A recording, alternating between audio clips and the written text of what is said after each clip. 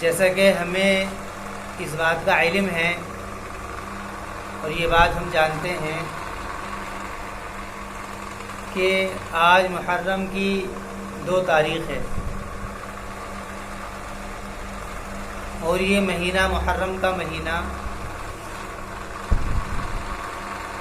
اسلامی کیلنڈر کے اعتبار سے پہلا مہینہ شمار ہوتا ہے۔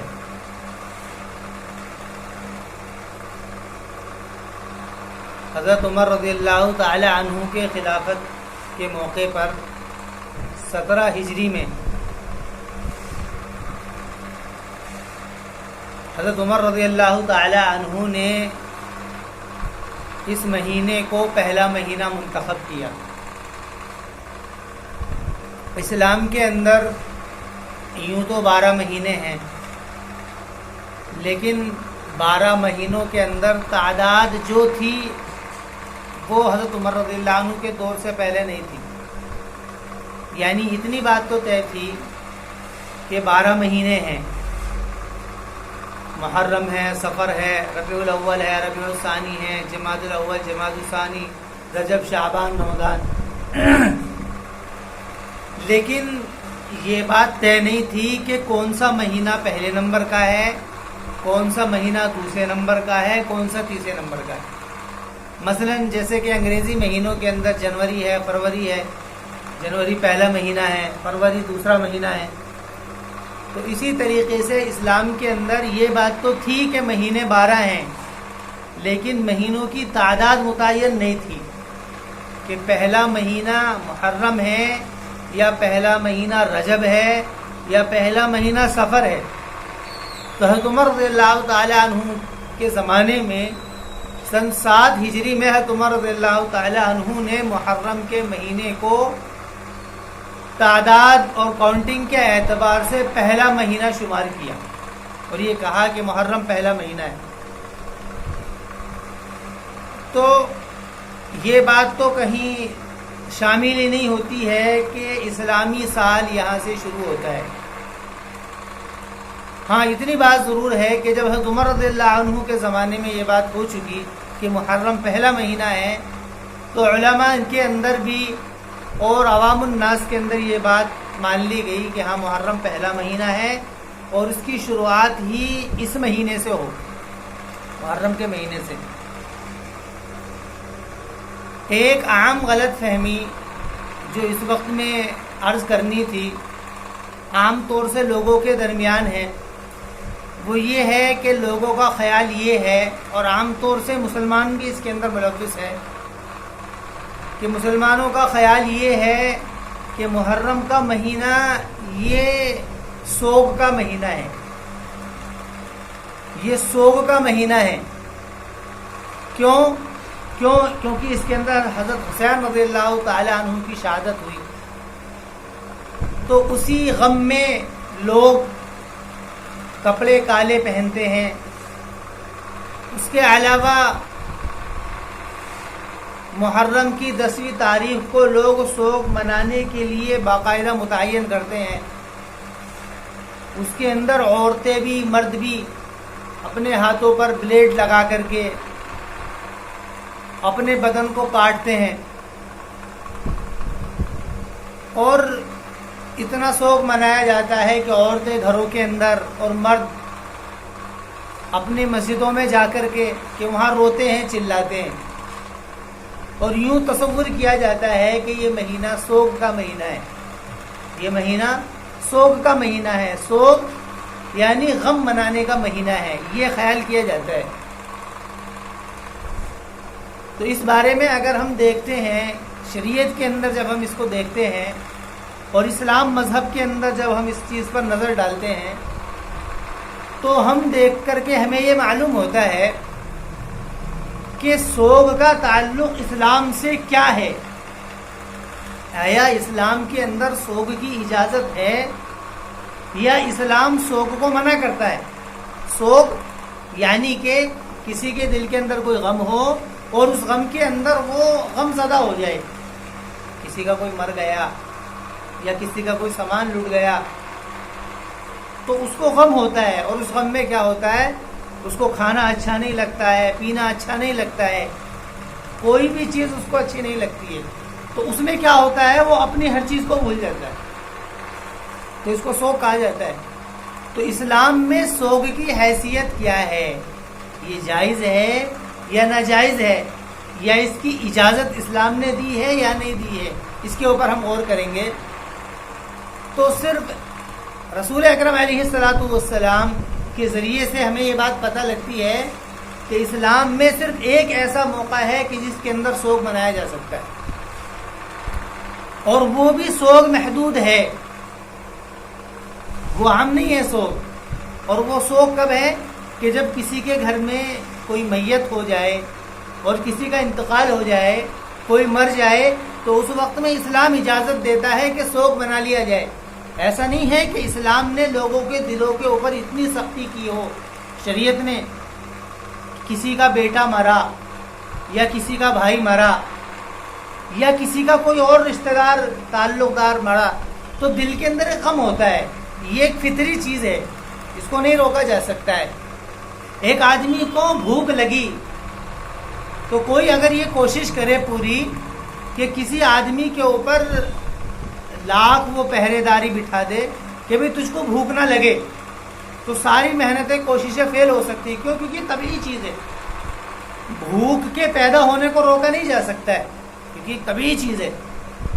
نیند بھی ایک طبیعی چیز ہے، اس کو بھی نہیں روکا جا سکتا ہے۔ ایک آدمی تھک گیا تو تھکنے کے بعد میں اس کو نیند آئے گی ضرور، اس کو روکا نہیں جا سکتا ہے۔ کوئی آدمی کتنی بھی کوشش کر لے، لیکن یہ طبیعی چیز ہے، نیند کو نہیں روکا جا سکتا ہے، بھوک کو نہیں روکا جا سکتا ہے۔ تو بالکل اسی طریقے سے غم کو نہیں روکا جا سکتا ہے۔ کسی کا بیٹا مر گیا، کسی کا پڑوسی مر گیا، کسی کا رشتہ دار مر گیا، تو اس میں نہیں روکا جا سکتا ہے۔ ایک تو غم طبیعی ہوتا ہے، اور ایک غم کیا ہوتا ہے، ایک غم بناوٹی ہوتا ہے، جس کو مصنوعی کہتے ہیں۔ غم مصنوعی غم کہا جاتا ہے۔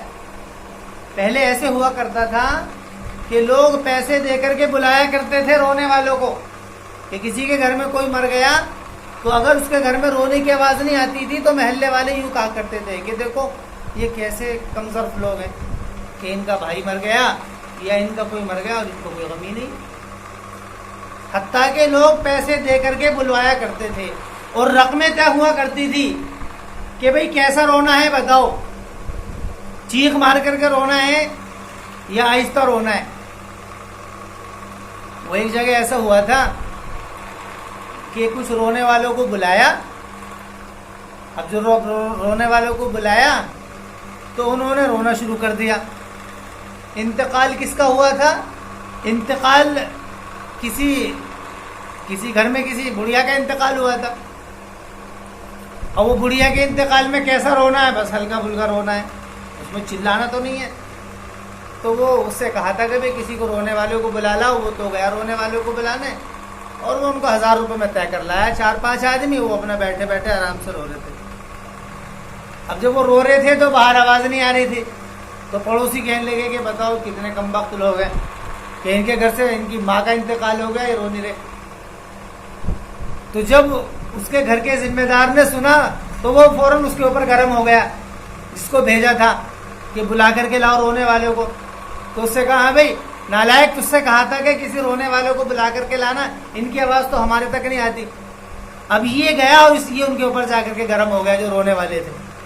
اب وہ رونے والے جو تھے انہیں بھی غصہ آ گیا، انہوں نے بھی کہہ دیا بھائی پیسے تو ہمیں ایسے رونے کے ملے تھے، اب ہم کاہے کو چیخ کے روئیں، ہمارے پیسے اور بڑھاؤ، ہم روئیں گے۔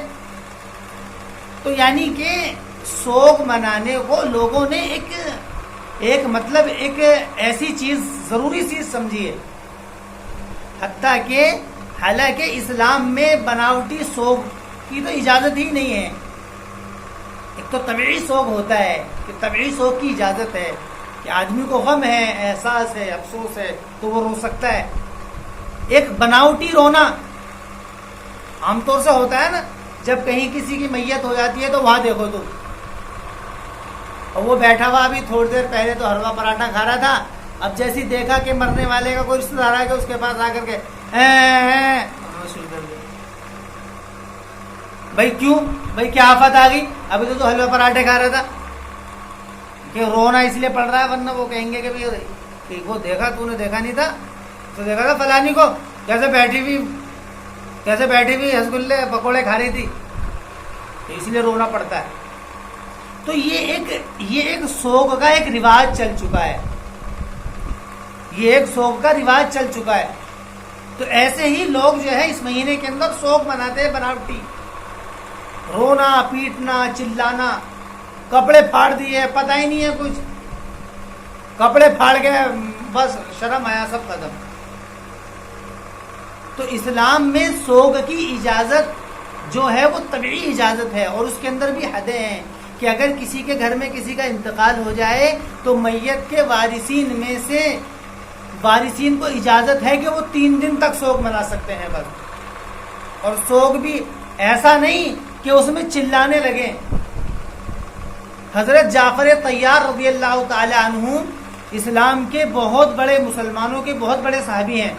حضرت جعفر طیار رضی اللہ تعالی عنہ کی جب شہادت ہوئی تو ان کی 4 بیویاں بیوہ ہوئیں۔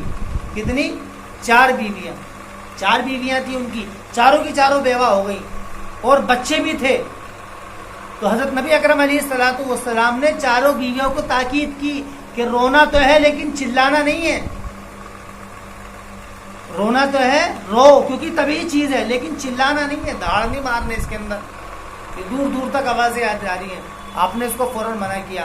اور ایک روایت میں یہ بھی ہے کہ یہ بات کہی گئی کہ ان کے منہ میں خاک ڈالو جو چلا کر کے رو رہے ہیں۔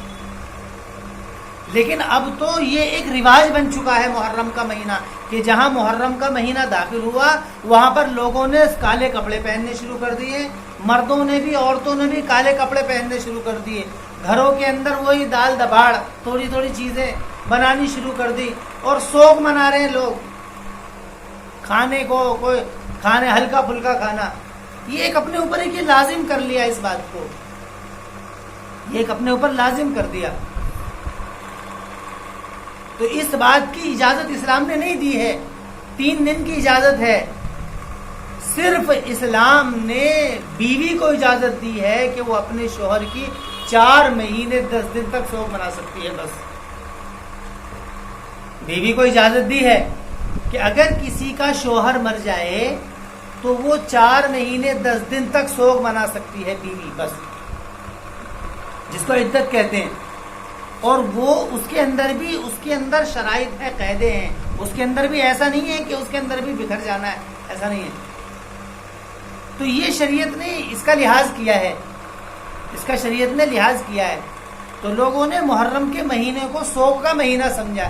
حضرت عائشہ رضی اللہ، اور یہ مہینہ جو تھا محرم کا مہینہ، حالانکہ حضرت حسین رضی اللہ تعالی عنہ کی جو شہادت ہوئی ہے وہ ہوئی ہے حضرت نبی اکرم علیہ الصلوۃ والسلام کے بعد، حضرت ابوبکر کے زمانے کے بعد، حضرت عمر کے زمانے کے بعد، حضرت عثمان بن عفان رضی اللہ عنہ کے زمانے کے بعد، حضرت امیر معاویہ کے بعد میں یزید کے زمانے میں، یعنی کہ رسول اکرم علیہ الصلوۃ والسلام کے دنیا سے وصال کے تقریباً 40-50 سال کے بعد میں حضرت حسین کی شہادت ہوئی ہے۔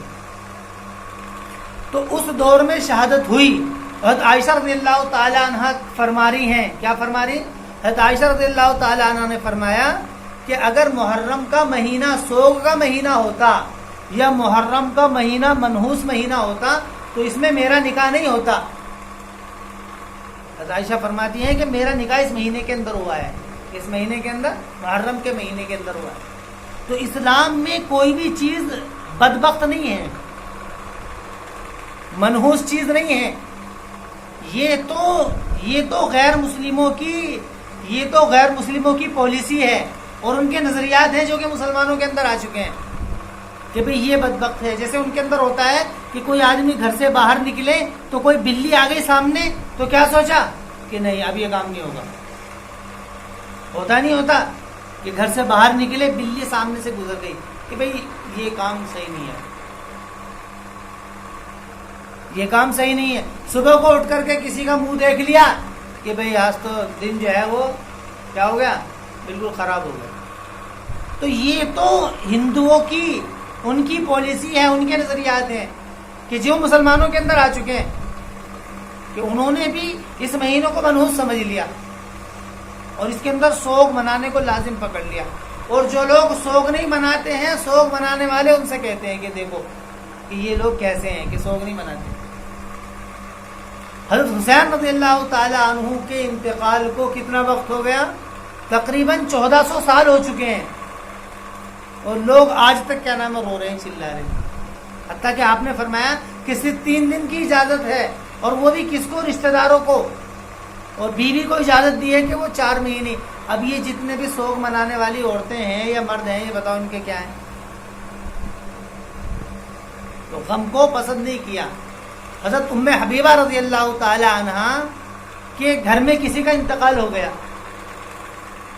تو تیسرے دن جب 3 دن گزر گئے تو انہوں نے کسی سے لالی منگوائی، لالی جو عورتیں چہرے پر لگاتی ہیں، تو لالی منگوائی، کریم وغیرہ جو بھی تھی، کریم پاؤڈر، اس کو چہرے پر لگایا، اور یہ دکھا کر یہ کہا کہ میں یہ اس لیے نہیں لگا رہی ہوں کہ میں تمہارے سامنے میک اپ کر رہی ہوں، بلکہ یہ میں نے اس لیے لگائی ہے کیونکہ اللہ کے رسول علیہ الصلوۃ والسلام نے ارشاد فرمایا کہ وہ مرد یا عورت جو کہ اللہ اور اس کے رسول پر ایمان رکھتا ہو، اس کے لیے حلال نہیں ہے کہ وہ 3 دن سے زیادہ سوگ منائے سوائے اپنے شوہر کے۔ اس لیے میں نے یہ لگا کر کے تمہیں دکھایا ہے کہ سوگ کی اجازت نہیں ہے، سوگ کی کیا ہے؟ اجازت نہیں ہے، بلکہ یہ مہینہ محرم کا مہینہ تو یہ جو ہے عبادت کا مہینہ ہے، عبادت کا مہینہ ہے۔ اللہ کے رسول علیہ الصلوۃ والسلام جب مدینے کے اندر تشریف لائے تو مدینے میں یہود اور نصارہ رہا کرتے تھے، بنو قریظہ، بنو نذیر، یہ قبیلے تھے مدینے کے اندر یہودیوں کے، یہودی جن کے اندر موسیٰ علیہ الصلوۃ والسلام وغیرہ۔ تو اللہ کے رسول علیہ السلام نے دیکھا کہ لوگ محرم کی 10 تاریخ کو روزہ رکھ رہے ہیں، تو آپ علیہ الصلوۃ والسلام نے پوچھا کہ یہ کیا ہے تم جو یہ رکھتے ہو؟ تو عرض کیا رسول اللہ کہ یہ 10 تاریخ محرم کی ہے کہ اس کے اندر کہ ہم روزہ رکھتے ہیں۔ تو آپ علیہ الصلوۃ کہ اس دن اللہ کے رسول علیہ الصلوۃ کہ اس دن حضرت موسیٰ علیہ الصلوۃ والسلام کو فرعون سے نجات ملی تھی۔ 10 محرم الحرام کو حضرت موسیٰ علیہ الصلوۃ والسلام کو اللہ تعالیٰ نے دریا سے نجات دی تھی، دریا سے بچایا تھا نا حضرت موسیٰ علیہ الصلوۃ والسلام کو، کہ دریا سے حضرت موسیٰ علیہ الصلوۃ والسلام کو بچایا تھا اللہ تعالیٰ نے۔ تو پھر اللہ کے رسول علیہ السلام نے فرمایا تو ہم تو زیادہ حقدار ہیں اس کے، تو پھر آپ نے فرمایا، پھر اپنے صحابہ کو حکم دیا کہ تم اس دن کا روزہ رکھو، اور رمضان کے مہینے سے پہلے اس دن کے روزے کو فرض کیا گیا، 10 محرم الحرام کے روزے کو فرض کیا گیا۔ لیکن اس کے ساتھ میں اللہ کے رسول علیہ الصلوۃ والسلام نے ارشاد فرمایا کہ 10 محرم الحرام کا روزہ رکھنا ہے، لیکن یہود اور نصارہ کی مخالفت بھی کرنی ہے، یہود اور نصارہ کی مخالفت کرنی ہے۔ مخالفت کیسے کرنی ہے؟ مخالفت ایسے کرو کہ وہ 1 دن کا روزہ رکھتے ہیں کہ تم 2 دن کا روزہ رکھو، ایک 9 تاریخ کا روزہ رکھو اور ایک 10 تاریخ کا روزہ رکھو، ان کی مخالفت کرو۔ وہ صرف 1 دن کا روزہ رکھتے ہیں، 10 تاریخ کا وہ روزہ رکھتے ہیں، تم 2 دن کا روزہ رکھو۔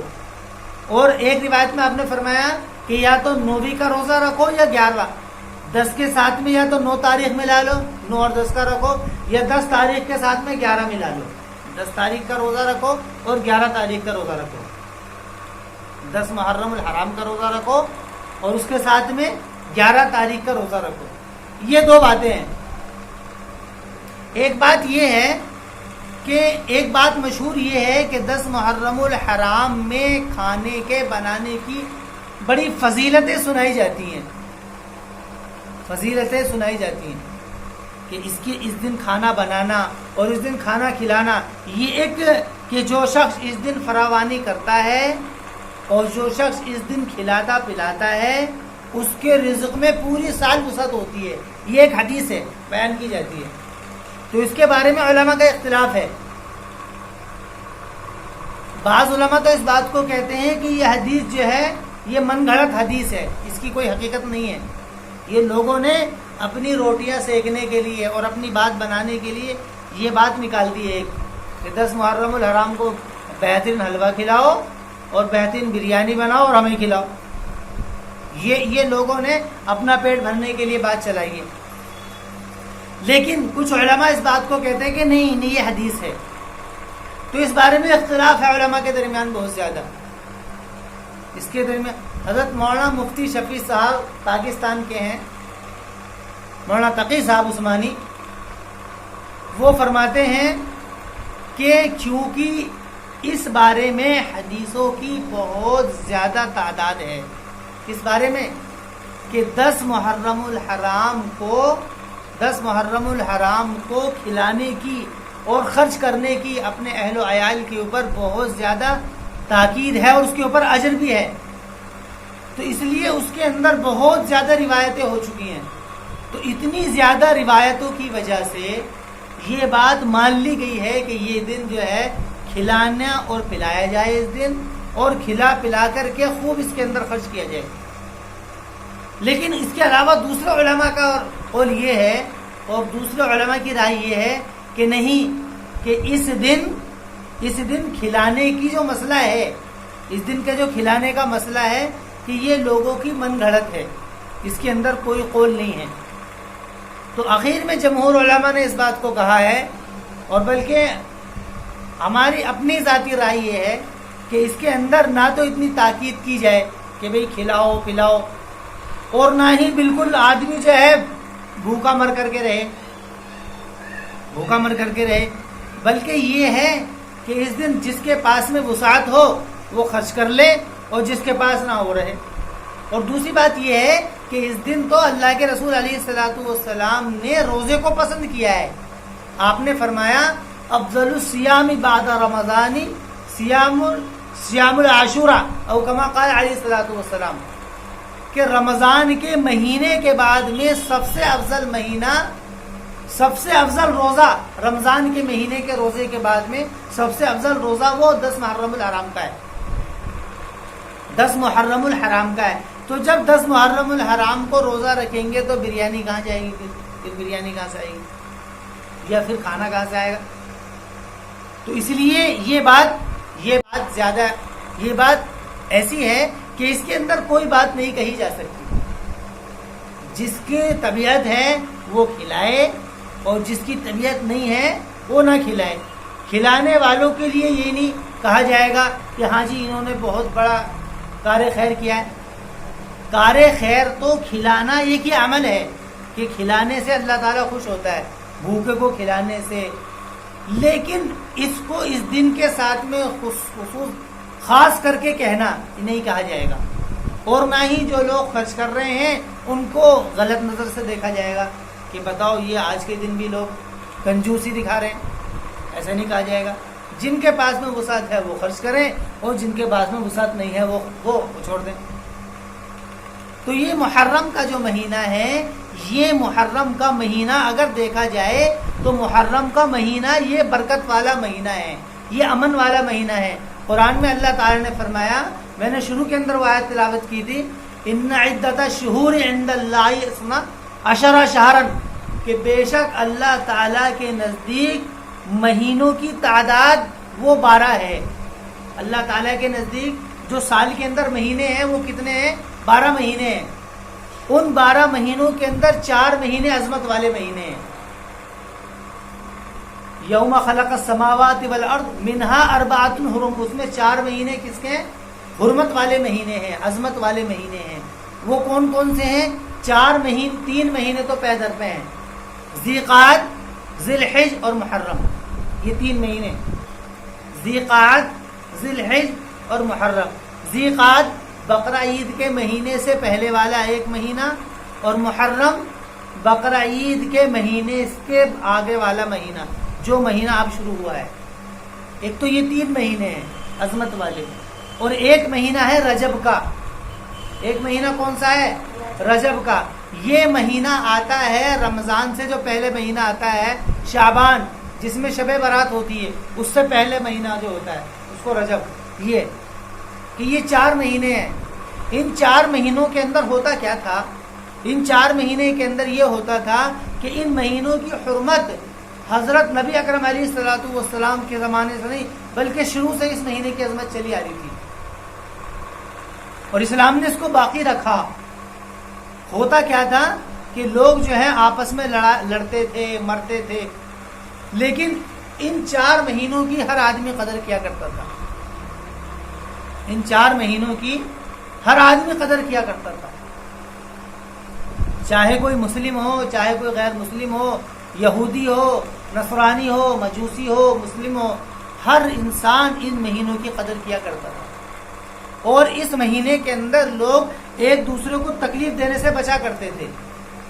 ایک دوسرے کو تکلیف دینے سے لوگ بچا کرتے تھے. ان مہینوں کے اندر لوگ امن سے رہا کرتے تھے. دوسرے مہینوں کے اندر لوگوں کو خطرہ لگا رہا کرتا تھا کہ ہم کہیں سفر میں جائیں گے تو ایسا نہ ہو سفر میں جانے کے بعد میں کوئی ہمیں لوٹ لے. لیکن ان مہینوں کے اندر، ان 4 مہینوں کے اندر لوگ نڈر اور بے خوف ہو کر کے سفر کیا کرتے تھے، کیونکہ سب کو یہ بات سب کے علم میں یہ بات تھی کہ یہ مہینے کیا ہیں؟ حرمت والے مہینے ہیں. اس کی لوگ کیا ہیں؟ تعظیم کرتے ہیں. اس کی لوگ حرمت ہے لوگوں کے ذہنوں میں اس مہینے کی. تو لوگ اس مہینے کے اندر بے خوف رہا کرتے تھے. تو اس عظمت کو قرآن نے بھی باقی رکھا. اس مہینے کو، اس عظمت کو بھی قرآن نے باقی رکھا اور یہ کہا کہ جس طریقے سے ان کی عظمت اب تک تھی اسی طریقے سے ان مہینوں کی عظمت آخر تک، قیامت تک رہے گی. تو اس لیے اس مہینے کے تعلق سے سبق یہ ہے کہ اس مہینے کی عظمت ہمارے دل کے اندر ہو. اس مہینے کے اندر ہمارے سے کسی کو کوئی تکلیف نہ پہنچے. اس مہینے کے اندر ہمارے سے کوئی تکلیف نہ پہنچے. اس مہینے کے اندر لڑائی جھگڑا کرنا یہ بہت برا سمجھا جاتا تھا، اور اسلام کے اندر بھی اس مہینے کے اندر لڑائی جھگڑا کرنا بہت برا ہے. ان 4 مہینوں کے اندر لڑائی جھگڑا کرنا یہ بہت برا ہے. حالانکہ لڑنا جھگڑنا یہ ہے تو ایک بری چیز، لیکن اس مہینے کے اندر، ان 4 مہینوں کے اندر لڑنا جھگڑنا یہ اور زیادہ برا ہے. یہ اور زیادہ برا ہے. تو اس مہینے کی عظمت، تو اس مہینے کی قدر یہ نہیں ہے کہ اس کے اندر شوق منایا جائے.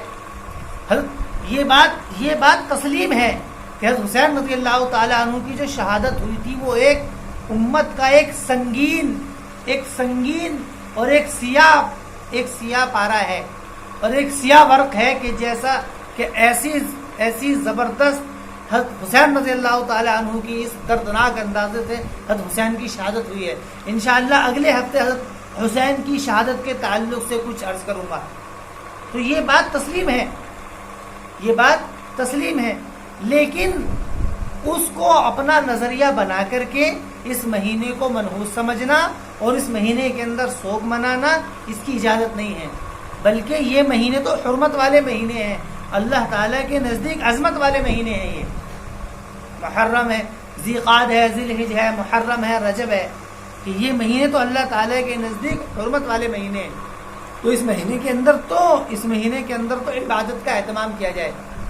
اس لیے رسول اکرم علیہ الصلوۃ والسلام نے 10 محرم الحرام کے روزے کو امت کے اوپر آپ نے فرمایا کہ اس مہینے، اس دن کی فرضیت تو ختم ہو گئی.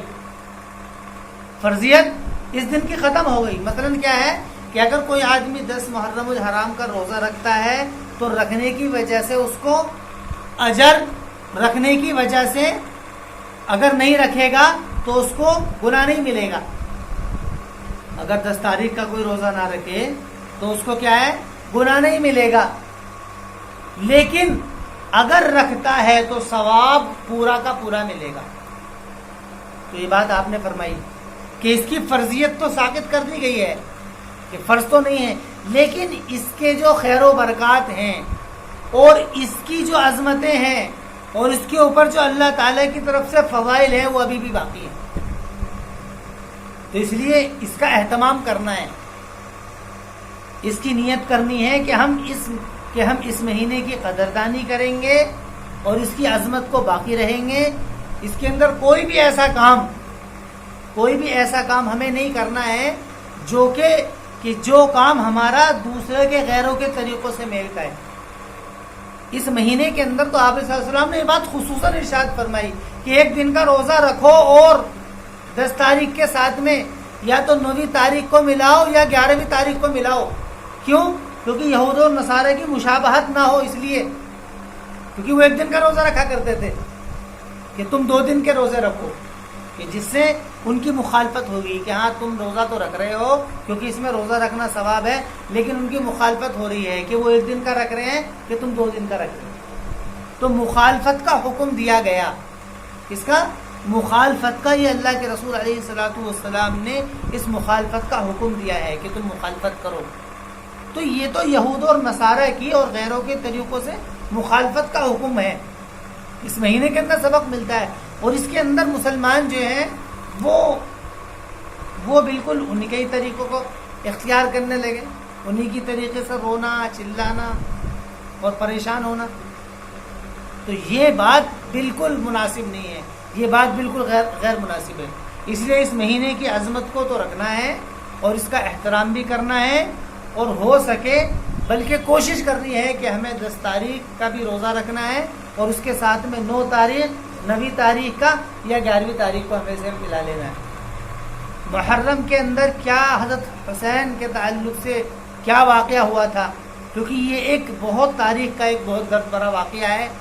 اور حضرت حسین رضی اللہ تعالیٰ عنہ اللہ کے رسول علیہ الصلوۃ والسلام کے پیارے نواسے ہیں, حضرت فاطمہ رضی اللہ تعالیٰ عنہ کے صاحبزادے ہیں, حضرت علی رضی اللہ تعالیٰ عنہ کے صاحبزادے ہیں. تو ان کی جو قربانیاں ہوئی ہیں اور جس وجہ سے انہوں نے قربانی دی ہے وہ انشاءاللہ آئندہ ہفتے اس کے بارے میں کچھ اس کے بعد میں انشاءاللہ اس کے بارے میں کچھ عرض ہوگی اگلے ہفتے.